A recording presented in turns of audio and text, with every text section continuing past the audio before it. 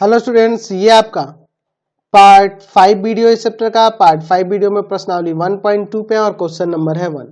कह रहा है नीचे दिए गए कथन सत्य हैं या असत्य हैं, कारण के साथ अपने उत्तर दीजिए।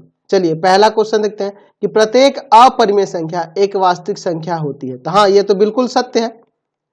सत्य है। क्यों सत्य है? क्योंकि हम लोग जानते हैं कि परिमेय संख्याओं और अपरिमेय संख्याओं के संग्रह जो होता है ना, वो वास्तविक संख्या होता है। ठीक है, परिमेय संख्या और अपरिमेय संख्या दोनों का संग्रह क्या होता है? वास्तविक संख्या होता है। तो जब ये अपरिमेय संख्या की बात हो रही है तो अपरिमेय संख्या वास्तविक संख्या होती है ना जी, बिल्कुल।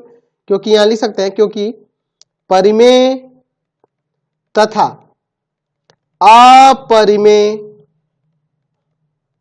संख्याओं के संग्रह को वास्तविक संख्या कहते हैं। वास्तविक संख्या कहते हैं।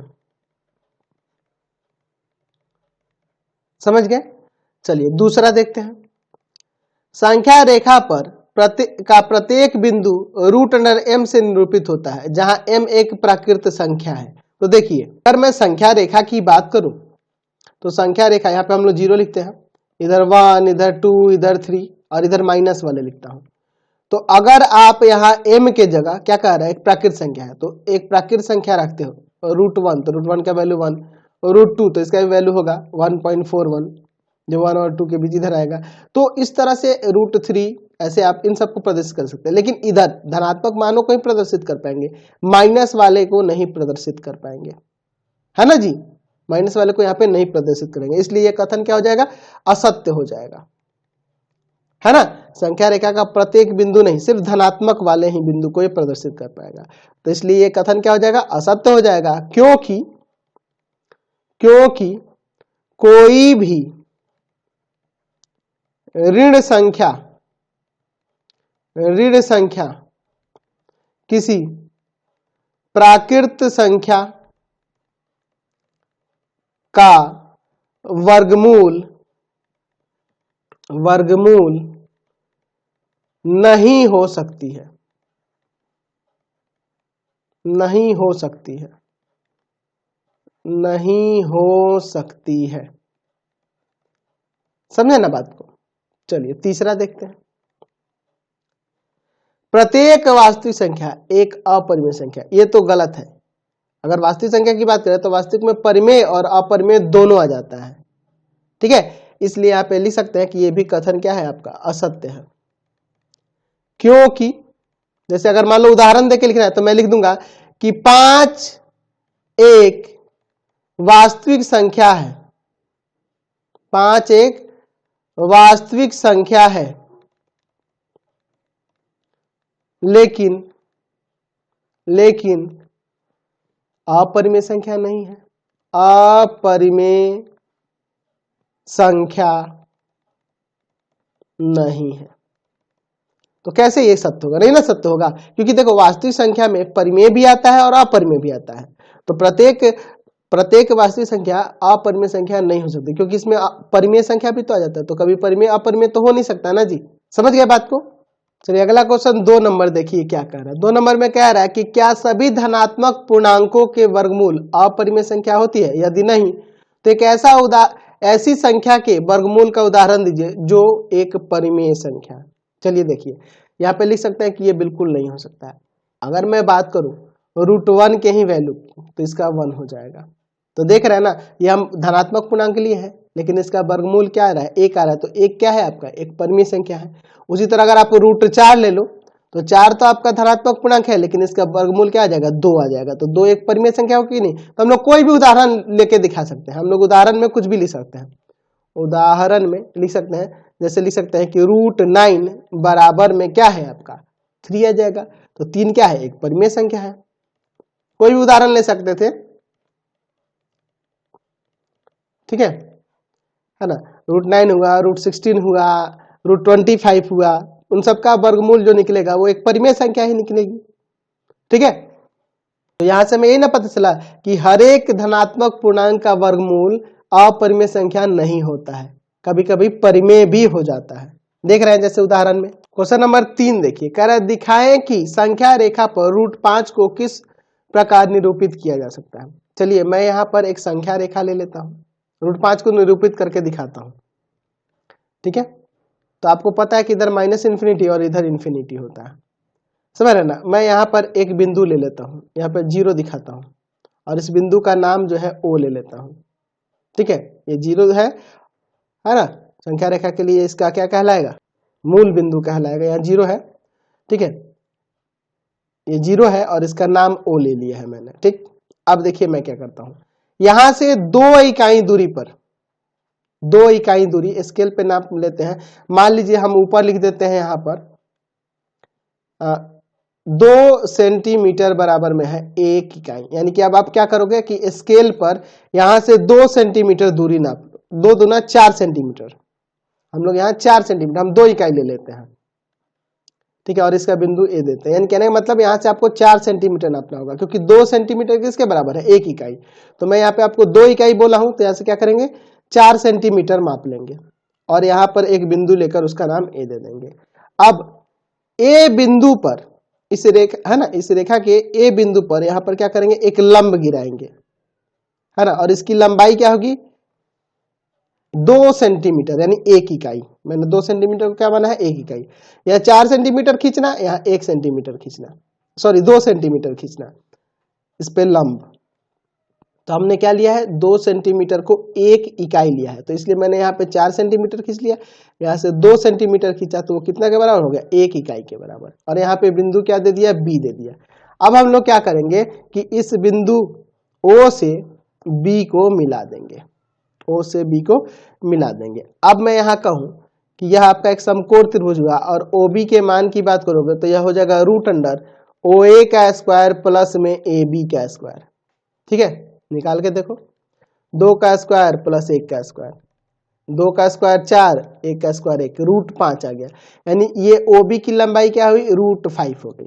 तो मैं यहाँ पर काल का नोक रखूंगा और बी पर पेंसिल का नोक रखूंगा, यहाँ पर काल का नोक और यहाँ पेंसिल का नोक, और ऐसे घुमा दूंगा, ऐसे घुमा दूंगा। तो यहाँ जो बिंदु आएगा ना, यही आपका क्या कहलाएगा, √5 कहलाएगा। क्योंकि देखो ये OB जो मैंने चाप लिया है, इतना ही समान चाप लेकर यहाँ पे काट दिया, तो यहाँ से यहाँ तक की लंबाई और यहाँ से यहाँ तक की लंबाई बराबर ही होगी, तो यह √5 इकाई है, तो यह भी आपका √5 ही हो जाएगा। तो इस तरह से हम लोग √5 को संख्या रेखा पर प्रदर्शित करेंगे। तो सबसे पहले हमने क्या किया, एक रेखा खींचे, रेखा खींचे, है ना, रेखा पर एक बिंदु O लिया, O से 2 इकाई दूरी पर एक बिंदु A अंकित किए,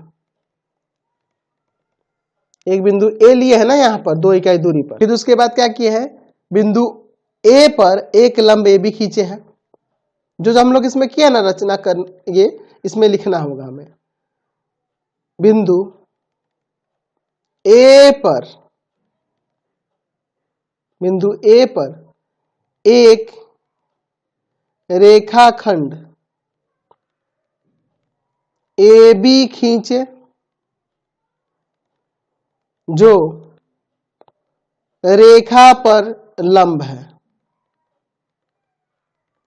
या संख्या रेखा पर लंब है, जो संख्या रेखा पर लंब है। ठीक है, जहां AB कितना के बराबर है, 1 इकाई के बराबर, यानी 2 सेंटीमीटर हमने खींचा है, 1 इकाई। फिर क्या किया है, O से B को मिलाया, तो O से B को मिलाया और OB कितना आ गया है, OB कितना आ गया, √5।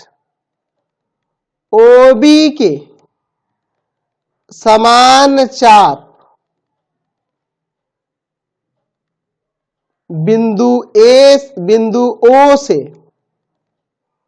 रेखा पर काटे, यानी संख्या रेखा पर,